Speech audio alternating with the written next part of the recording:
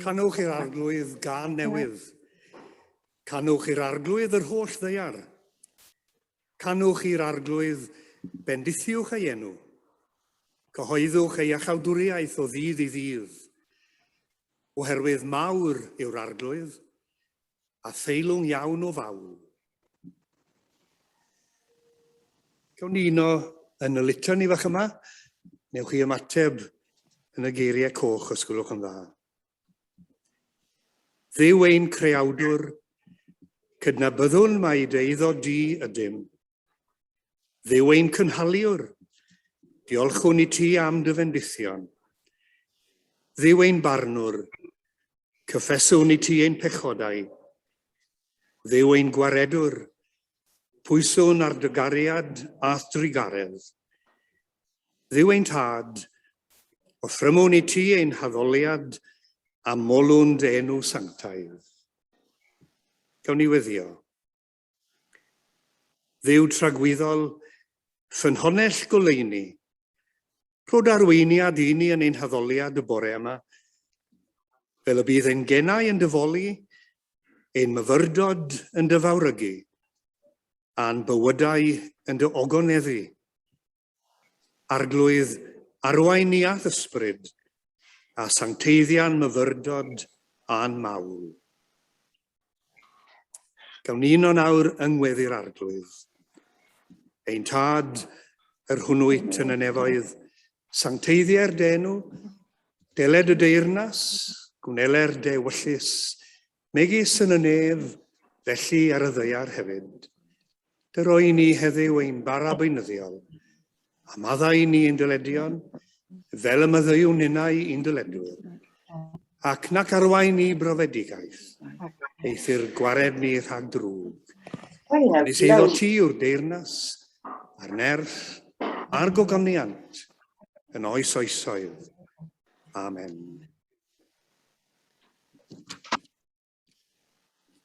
Wel, bore da. A croeso cynnes i chi i'r Oedfa. A diolch am gael bod gyda'n gilydd mewn Oedfa newydd ar fore Sul fel hyn. Mae'n ofid i ni fod y gweinidog yn dal yn sâl, ac i ni'n mawr obeithio i fod e ar wellad ac y bydd e'n gallu arwen yr Oedfa bore Sul nesaf. I ni'n cofio yn gynnes iawn ato fe ac yn dymuno'r gorau iddo fe. Mae'r Sul yma wedi nodi fel Sul yr hinsawdd, a dilyn ar y thema hynny y byddwn ni yn y gwasanaeth y bore yma. Ni'n ymuno nawr mewn emyn o fawl, emyn 24 yn cyneuon ffydd, o cenwch fawl i'r arglwydd y ddeiar fawr i gyd, ac am y iachawdwriaeth, molienwch ef o hyd. Emyn 24.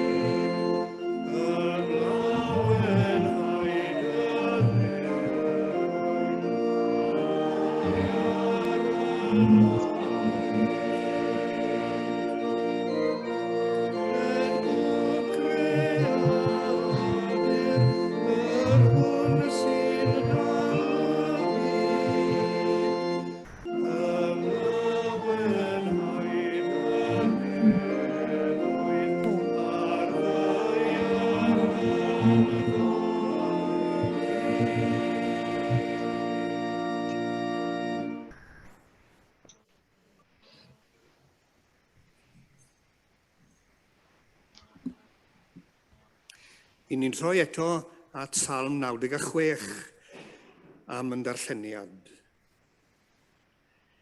Ymgrymwch i'r arglwydd yn ysblander ei sancteiddrwydd. Crynwch o'i flaen yr holl ddeiar. Dywedwch ymlith y cenhedloedd y mae'r arglwydd yn frenin. Yn wir, y mae'r byd yn sicr ac ni symudur. Bydd ef yn barnu'r cenhedloedd yn uniawn. Bydd y nefoedd yn llawen a gorfoledded y ddeiar. Pried y môr a'r cyfan sydd ynddo. Llawenydched y maes a phopeth sydd ynddo. Yna bydd holl brennau'r goedwig yn canu'n llawen o flaen yr arglwydd. Oherwydd y mae'n dod. Oherwydd y mae'n dod i farnu'r ddeiar. Bydd yn barnu'r byd a chyfiawnder, a'r bobloedd a'i wirionedd. Dewch i ni rannu gweddi gyda'n gilydd, ac i ni'n troi at weddiau sydd wedi paratoi ar gyfer y Sul yma ac sydd yn yr rifin cyfredol o'r Tist. Yn gyntaf, gweddi wedi feirwch. Dduw'r creawdwr, a wnaethos dy nefoedd ar ddeiar, cydnabyddwn i ni fethu a byw mewn modd cyfrifol fel rhan o'th greadigaeth. Rydym wedi cymryd yr hyn oedd ddim ei eisiau, heb ystyried y canlyniadau. Rydym wedi gwastraffu a thaflu ymaith, heb hidio am y dyfodol. Agor ein calonau a'n meddyliau, i weld arwyddion ein hamserau.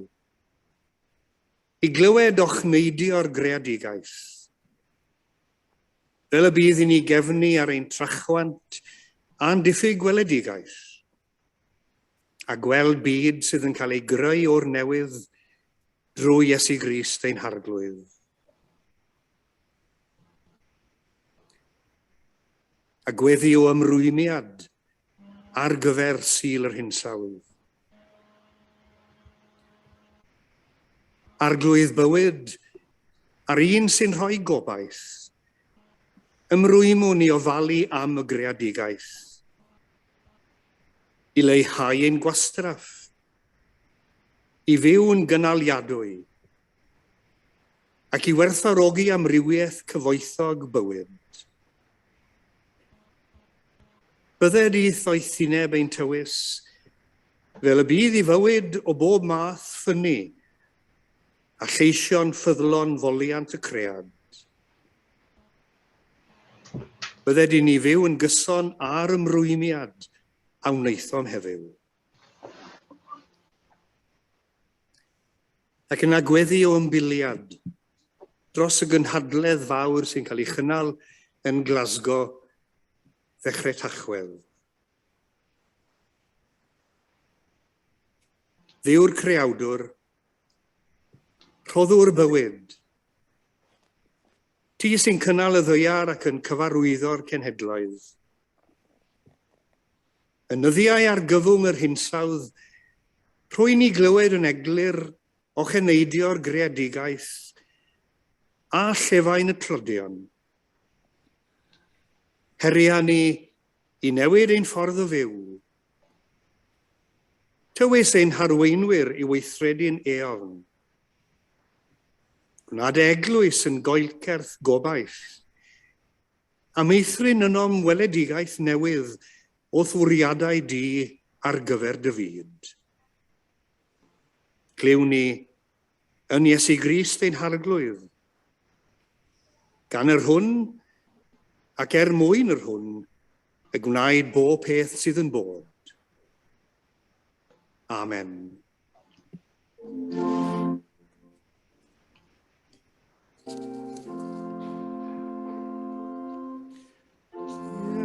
Iesu a ddfwyn tyner,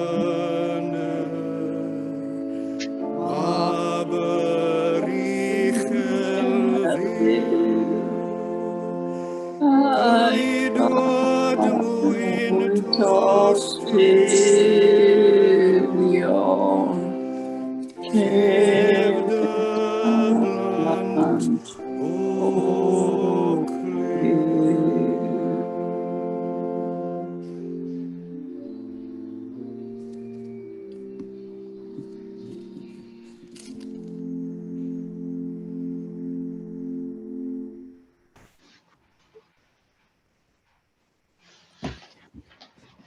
Wel, y Sul nesaf, i ni yn mawr obeithio y bydd y gweinidog yn gallu arwain yr Oedfa am 8:45 o'r gloch.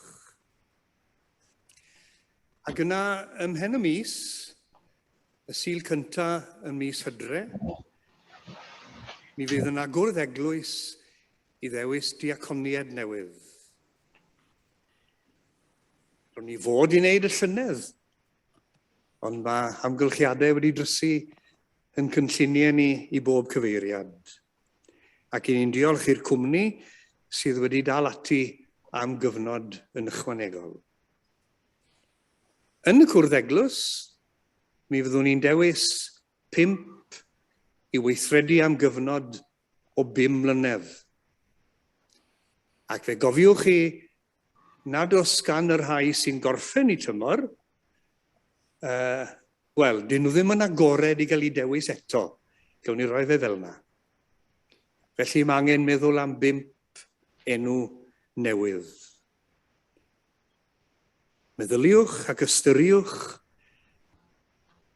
a chysylltwch ar rhai. Gan atgoffa'n gilydd o hyd wrth gwrs, mae gwneud y dewis mewn cwrdd eglwys i ni, dan arweiniad ysbryd Duw. Ac wrth i ni ddewis, i ni'n agored i arweiniad yr ysbryd, ac mae angen i bawb sy'n cael ei enwi wrth gwrs. I dderbyn hefyd, mae dan arweiniad yr ysbryd maen nhw wedi dewis. Dros y blynydde wedi cael llawer iawn o bobl yn dweud, o, dwi'n yn deilwng. Pwy sy'n deilwng? Pa weinidog erioed fi'n deilwng? O fi'n i bilpid. O dorri'r bara ar gwyn. Nid mater o'n teilyngdod ni yw e o gwbl. Ond o'n hymrwymiad ni. Wrth yr achos, ac wrth yr efengil, ac wrth Grist. Ac i ni gyd ar ryw ddawn a thalent, y mae Duw yn gallu defnyddio yng ngwaith i eglwys. Felly, yn yr ysbryd yna gyda'r meddylfryd yna, dewch i ni wynebu'r cwrdd eglwys a'i ganlyniadau.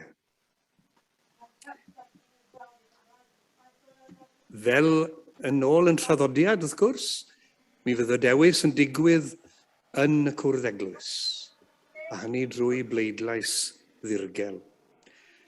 Yr Oedfa gymyn fore Sul, Hydref y 3. I ni'n troi nawr at emyn yr offrwm, ac yn ôl yn traddodiad, fe eisteddwn ni i ganu'r emyn. Mae'n emyn newydd sy'n eto'n yn ddangos yn y test yr wythnos yma. Adfer dy gread gan Eirian Dafydd Caerdydd. O luniwr y ddeiar a harddwch ei thir, a chynnyrch beunyddiol ei holl erwau ir. Dy gread yn geilw i newid ein ffyrdd, a byw mewn i fuddod i ddeddfau byd gwyrdd. Emyn yr offrwm ar yn heistedd.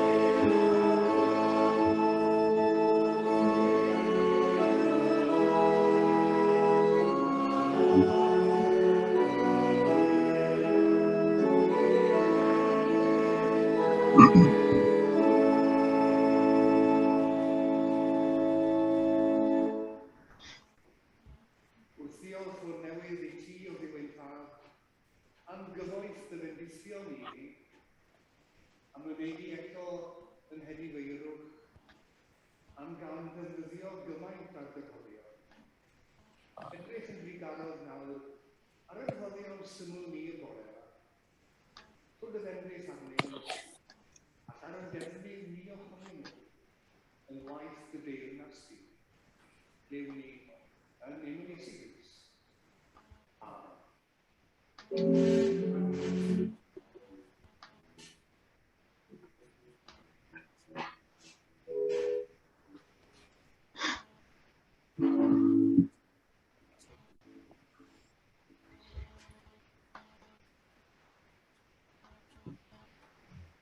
fel y nodwyd, mae'r sul yma wedi nodi fel sul yr hinsawdd. Wel, siliau'r mis yma, dweud y gwir, ond bod Undeb yr Annibynwyr wedi gofyn i ni feddwl am y sul yma yn benodol.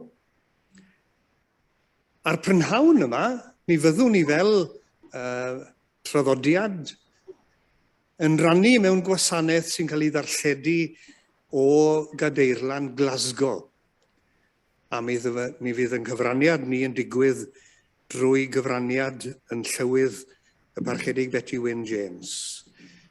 Fel y gwelwch chi ar y ddolen ar gyfer y sul yma, mae'n bosib ymuno yn y gwasanaeth.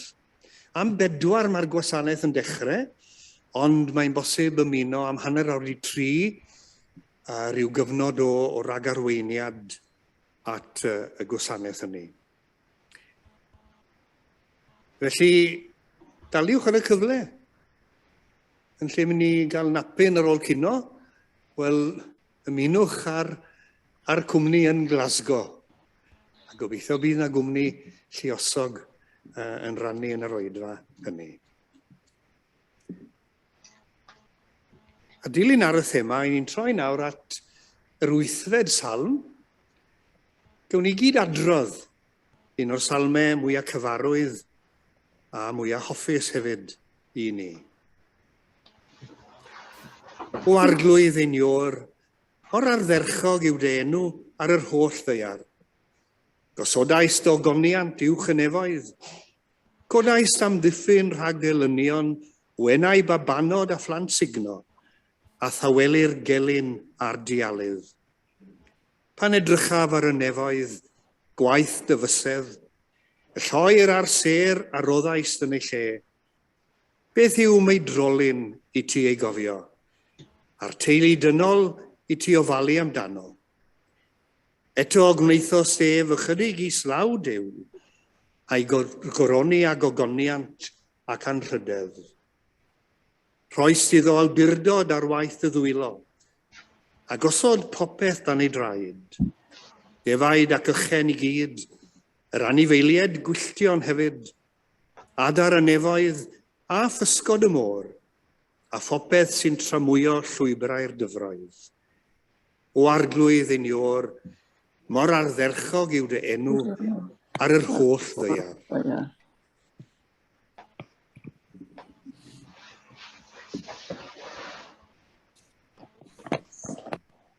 Wel nawr i arwen yn myfyrdod, i ni'n troi eiriau yn llyfr Numeri. Diolch yn lyfr cyfarwydd iawn i gynulleidfaoedd, ond mae'n lyfr hynod o gyfoethog ar lawer ystyr. Peidiwch ag wneud y wlad yr ydych yn byw ynddi yn aflan, oherwydd yr wyf fi, yr arglwydd, yn preswylio yn ei chanol. Yn fuan ar ôl cyrraedd Sir Feirionydd ganol 60au y ganrif ddiwetha, fe sy'n gyfarwydd â chlywed 2 ymadrodd.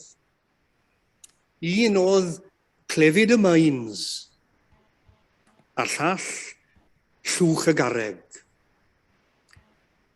Y 2 yn cyfeirio at ddynion oedd yn dioddau o glefyd yr ysgyfaint. Y naill yn sgil gweithio yng ngweithfeydd aur gwyn fynydd a clogau a gwaith copor y glastur. A'r llall yn cyfeirio trai fi oedd yn gweithio yn y chwareli, oedd yn frith wrth gwrs yn yr ardal. Ac fe sylweddoles i fod y 2 ymadrodd yn cyfateb i'n dweud ni yn y de am bris y glo. Fe dalwyd pris am gael y glo o'r ddaear, a'r mwyn o'r gloddfa, a'r lechen o'r graig. Pris o ran iechyd y gweithwyr, a phris hefyd o ran anharddu a llygru cymoedd a broedd. Ro'n ni'n gyfarwydd wrth gwrs ar pyramidiau Dion chwedl Gwenallt. Ond fe ddes i wybod hefyd am domenni, nid domenni llechi yn unig, sbwriel llechi, ond domenni sbwriel copor a fflwm. Lle nad oedd gwelltyn yn tyfu, a lle oedd ffermwyr yn gofalu fod yna glawdd terfyn da. Meddai ar Williams Parry, olw hagrwch cynnydd ar wyneb trist y gwaith. Mae bro rhwng môr a mynydd heb arni staen na chraith. A mae rheini bellach wedi mynd yn ddigon pryn yn dyn nhw. I ni'n ymwybodol iawn o'r steinio a'r creithio a'r hyd a lled yn byd, ac fe ath i'n argyfwng enbyd erbyn hyn.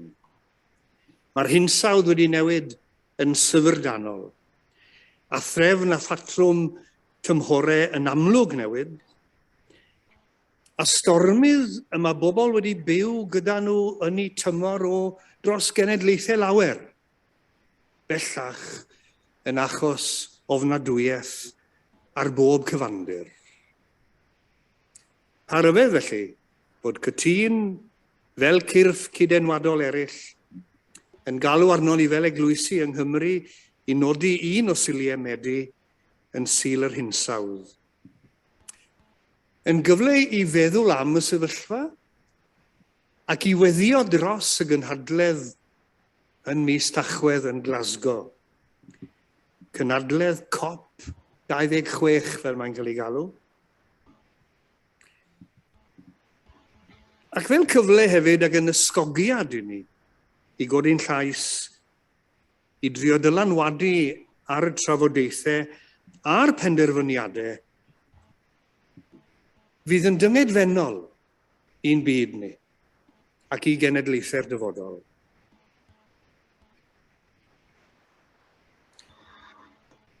A mae'r mater yn un gwbl berthnasol i'n bywyd fel Cristnogion ac fel eglwysi.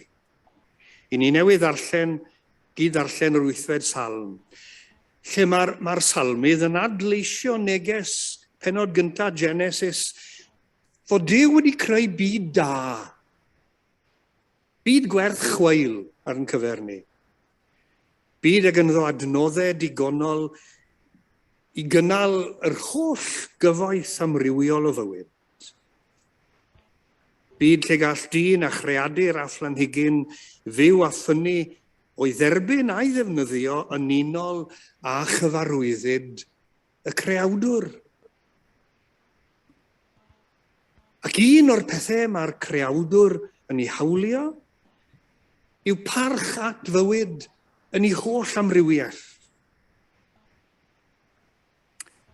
Oherwydd mae bywyd yn sanctaidd. A dyna ergyd y geiriau yn llyfr Niwmeri. Delio gyda sefydlu dinasodd noddfa y mae'r cyd-destun. Lle fydd rhywun yn gallu ffoi mwyn diogelwch tan fod achos yn cael ei drin yn iawn. Bydwch bod rhywun wedi lladd arall drwy ddamwen. Oedd hawl mynd i ddinas noddfa cyn fod teulu yn dial, heb ystyried yr amgylchiadau i gyd. Oedd na loches nes fod y cyfan yn cael ei drin yn deg a chyfiawn. Ond yng nghyd-destun llyfr Niwmeri, delio a sancteiddrwydd bywyd y mae'r geiriau. Bywyd yn ei gyfanrwydd, Mae tywall gwaed yn halogi bywyd, yn gwneud yn fach o rodd bennaf Duw I ddyn. Mae tywall gwaed yn halogi'r tir yn ogystal, yn llygru'r wlad a roddodd Duw i'w bobl. Gorchymyn yw hwn felly, I gadw bywyd yn lân ac yn sanctaidd. I'w ddiogelu rhag un dim fydd yn halogi rhoddion Duw i'w bobl. Ac mae'r gorchymyn yn un eang ac yn hwysfawr, tir neu bywyd, nac aflan ha i'w gorchymyn Duw. A mae'n orchymyn perthnasol yn diwedd. Ers yr 80au, mae yna newid agwedd mewn llawer ffordd wedi bod at yn byd ac at warchodau. Fe ddaeth materion gwyrdd yn fwy poblogaidd a derbyniol. Ac I ryw fesur fe welwyd chwildro gwyrdd. Gyda phwysau mawr ar ddiogelu a gwarchod yr hyn sydd gyda ni. A cheisio adfer, hyd mae'n bosib, lawer o'r hyn nath I golli. A mae'n dda gallu sôn am y newid agwedd sydd wedi bod. A'r ffordd, neu rai ffyrdd y triwyd lleihau effeithiau yn twf yn datblygiad diwydiannol. Ond I ni'n gwybod yn iawn hefyd fod angen llawer mwy na reolau ynglyn â pa danwydd gewch chi ddefnyddio, neu pa geir gewch chi yrru. Angen llawer mwy na deddfwriaeth yn dos. Os I ni'n mynd I newid pethau fel sy'n angen yn yn byd ni. Mae angen chwildro yn y ffordd I ni'n gweld yn bywyd yn hunain a bywyd yn byd. Ac os I chi'n ame hynny, cerwch I edrych ar olion yr wyl fawr yn Reading wythnos diwetha. A pidwch â meddwl mai beirniadu a chondemnio pobl ifanc ydw I o gwbl. Ond na filoedd yn o'n mwynhau oedd. Ond ymlith y miloedd yna, mi roedd yna ganran uchel iawn. Gwbl anystyrion yn doedd. Gwbl ddifeind. Y llanas sydd I adael. A'r gwastraff. Pebyll cyfan yn cael ei gadael. Sachau cysgu. Heb sôn am y plastig, wrth gwrs.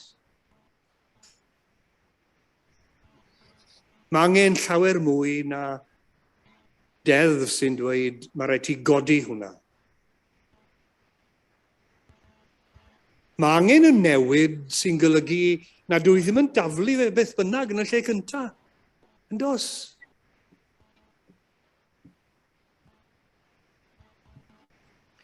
Mae angen gweld y byd a bywyd mewn goleuni gwahanol iawn i'r un sydd wedi'n tywys ni ers blynyddoedd bellach. Ac un o'r pethau mae'r Beibl yn ei wneud yw cynnig y goleuni hynny I ni. Yng ngoleuni'r Beibl, I ni'n gweld yn y lle cyntaf, mae byd Duw yw hwn yn y pen draw. Nid byd dyn yn yr ystyr y gall dyn wneud fel y mynd ar byd. I'r heibio a'i ddinistrio yn ei flis a'i drychwant am ragor. Byd Duw. Ac mae cychwyn gyda hynny yn rhoi popeth mewn cyd-destun a goleuni gwahanol. Ac o gyhoeddi mae byd Duw yw'r byd yma, mae'r Beibl yn mynd ymlaen I ddweud mae stiwardiad Duw ydy ni yn ei fyd. I ni wedi'n gosod ar waith I ddwylo. Ydyn, fel mae'r 8fed salm wedi'n atgoffa ni. Ac mae wedi rhoi hawl i ni ddefnyddio adnoddau i gread. Ond defnyddio yn gyfrifol. Defnyddio mewn ffordd sy'n gydnaws ag ysbryd y creawdwr, sy o hyd yn galw am gyfiawnder a barn. Defnyddio adnoddau'r byd yng nghyd-destun hynny.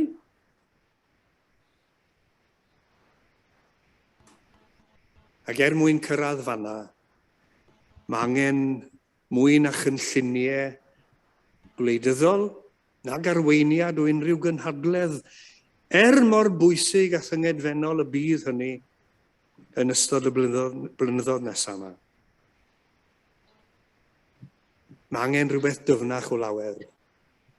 Angen y newid agwedd ag ysbryd. Angen y chwildro yna sy'n gorseddu Duw yn bywyd fel unigolion ac fel cymunedau ac fel byd. Cydnabod hawl Duw ar ei fyd ac ar ein bywyd ninne yn tro. A Paul yn sôn am y greadigaeth yn ochneidio ac mewn gwewyr drwyddi hyd heddiw ac yn disgwyl yn dair am ei feibion Duw gael ei datgyddio. Mae iachawdwriaeth Duw yn ei fab, nid ar gyfer yn heneidiau yn unig, ond ar gyfer y cyfan o'n bywyd.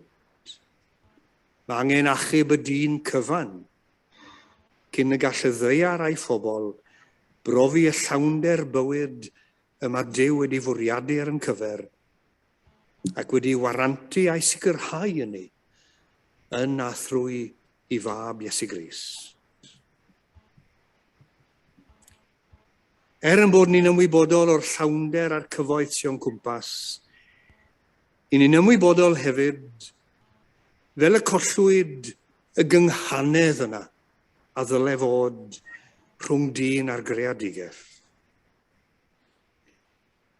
Ac efallai fod y gynghanedd hynny wedi mynd i golli am fod y gynghanedd rhyngddo ni a'r creawdwr wedi mynd ar goll hefyd. Ac os i ni am warchod yn byd a sicrhau dyfodol iddo a'i blant, yna rhaid i ni adfer y berthynas yna rhyngon ni ar creawdwr yn gyntaf. Oherwydd gyda fe, ac o dan arweiniad i ysbryd yn unig, y llwyddwn ni gadw'n bywyd personol a bywyd yn byd, yn lan ac yn bir.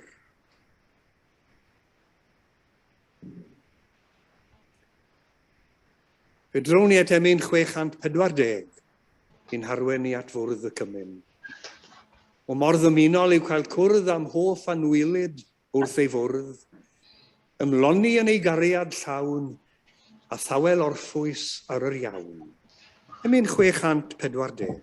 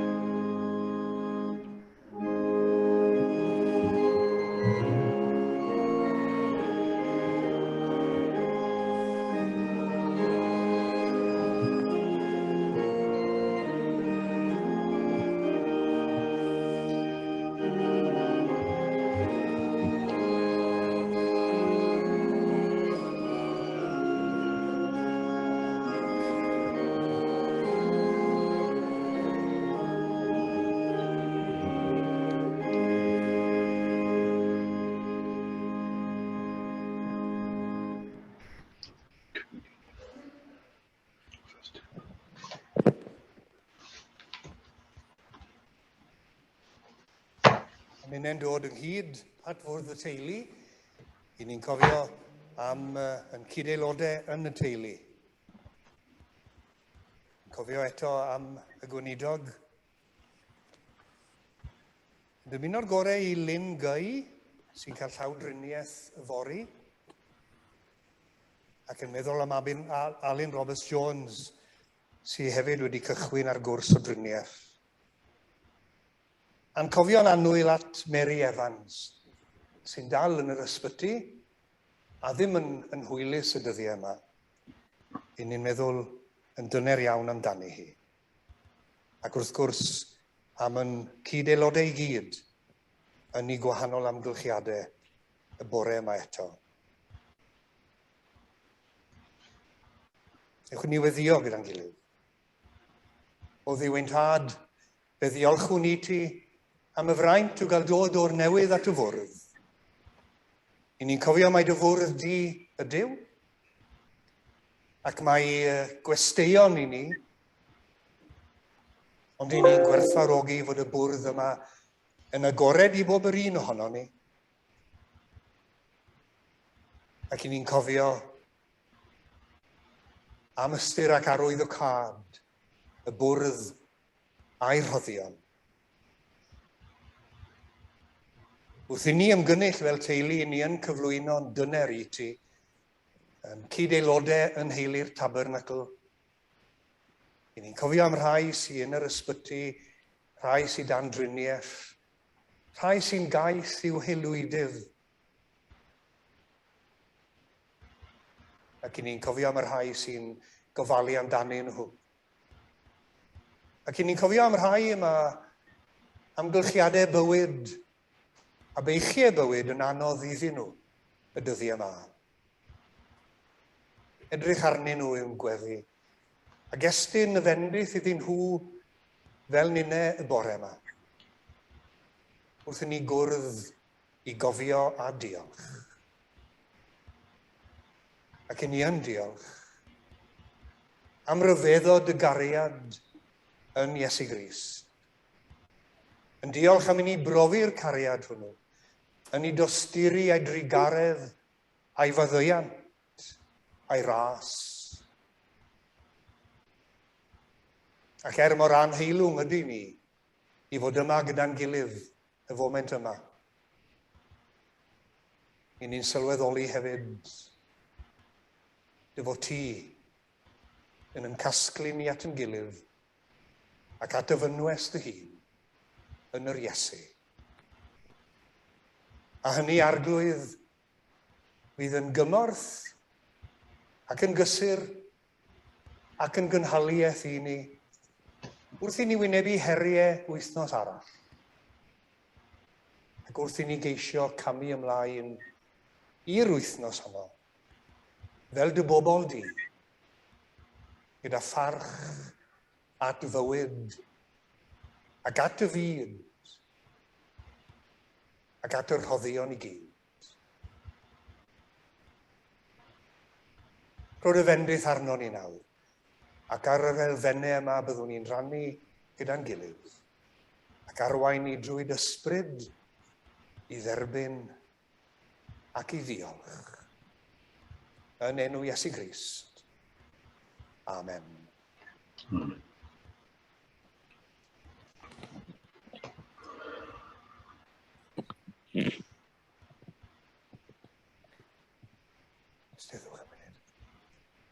Prawf Duw o'r cariad sydd ganddo tuag atom ni, i bod Crist wedi marw drosom pan oedd e'n dal yn bechaduriaid, Gyfeillion annwyl, os yw Duw wedi'n caru ni fel hyn, fe ddylem ninnau garu ein gilydd.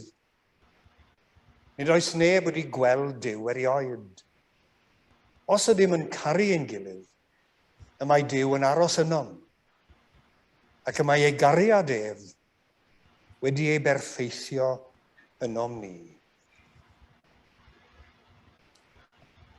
Cyflwyniad yr Apostol Paul o eiriau'r ordinhad. Fe dderbyniais i oddi wrth yr arglwydd, yr hyn hefyd a draddodais i chwi. I'r arglwydd Iesu, yn os y brydychwyd ef, gymryd bara. Ac wedi ddyddiolch, fe'i torodd a dywedodd, hwn yw fy nghorff, sydd yn cael ei dorri eich mwyn chwi. Gwnewch hyn cof amdanaf. Yr un modd hefyd fe gymerodd y cwpan ar ôl swper, gan ddweud, y cwpan hwn yw'r cyfamod newydd yn fy ngwaed i. Gwnewch hyn bob tro ar y fwch ef, cof amdanaf. Oherwydd bob tro byddwch yn bwyta'r bara hwn, ac yn yfed y cwpan hwn, yr ydych yn cyhoeddi marwolaeth yr arglwydd hyd nes y daw. Mae'r gwahoddiad fel bob amser i bawb sy'n caru enw ac achos Iesu Grist, i dderbyn o'r bara a'r gwyn cof amdano. Ac felly, yn ei enw, fe rhannwn ni'r elfennau i'r teulu sydd yn hyd.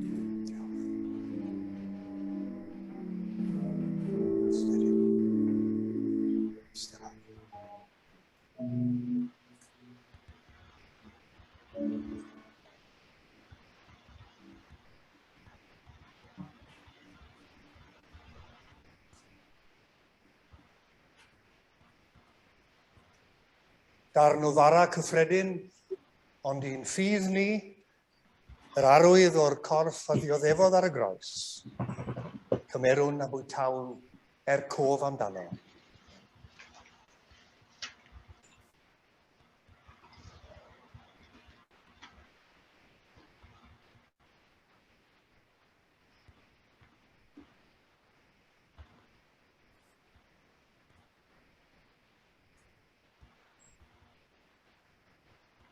Y cwpan yn arwydd o'r cyfamod newydd yng ngwaed Crist. Y fwn bawb o hwn.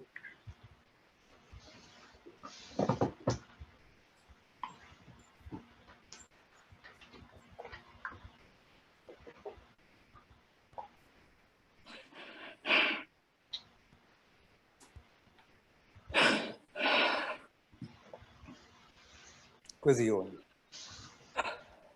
O Dduw ein Tad, diolchwn i ti am gael rhannu unwaith eto wrth y bwrdd yng nghwmni'r Iesu a chwmni'n gilydd. Helpa ni sydd wedi rhannu yn y wledd i fyw fel pobl newydd yn Iesu.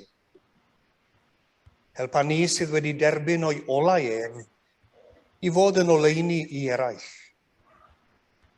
Helpa ni sydd wedi profi o'th gariad di, i garu eraill fel y cerais ti ni. Llanw ni a gobaith, ac anfon ni allan yn nerth dy ysbryd i fyw a gweithio yn ôl dewyllus di, trwy Iesu Grist ein harglwydd. Amen. Amen. Fe ganwn ni emyn 508, ac fe lynwn ni wrth yr hen draddodiad o ganu ar yn heistedd. O Iesu croeso iliedig, gwaredwr dynol ryw, ti yw ein hunig obaith tra bo mae'r dir y byw.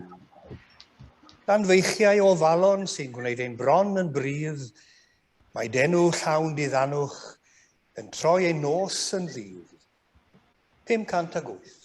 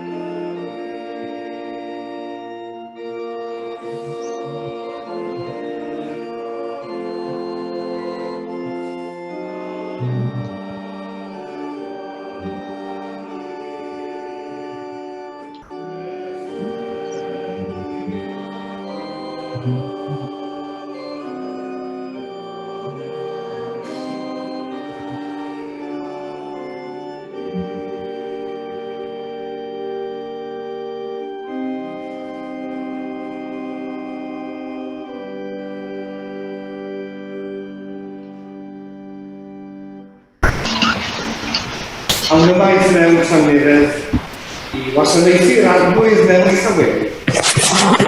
Yn dydd fyw o'r llythiog, tad y mab a'r ysbryd glân, a bydd o gyda ni o, yn awr y hyn.